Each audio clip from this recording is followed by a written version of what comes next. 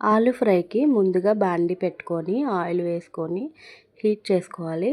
ఇప్పుడు బంగాళదుంపలు చిన్న చిన్న పీసులుగా కట్ చేసుకొని వేసుకోవాలి. వేసుకున్న తర్వాత అలా కలుపుకొని అస్సలు మూత పెట్టకూడదండి. మూత పెడితే ఏమవుతుందంటే మగ్గిపోయి బాండికి అంటుకుంటాయి అనమాట. కింద అడుగు అంటేస్తాయి. అడుగు అంటకుండా అలాగా ఒక్క 2 నిమిషాలు 2, 3 నిమిషాలు కింద కొంచెం గోల్డెన్ కలర్లో వస్తున్నాయి అనగా ఒక్కసారి కలిపేసి మళ్ళీ పక్కన అలా ఉంచేసేయాలన్నమాట. అస్సలు మూత పెట్టకూడదు. ఇప్పుడు మళ్ళీ కలుపుకొని చూసుకోవాలి.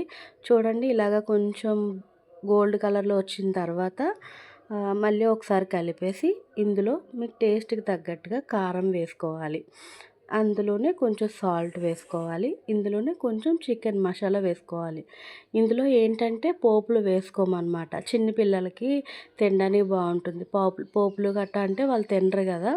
అందులో నాకు ఇలా ఇష్టము. అయితే చారు పెట్టుకొని ఈ ఫ్రై నంచుకొని తింటే చాలా బాగుంటుంది.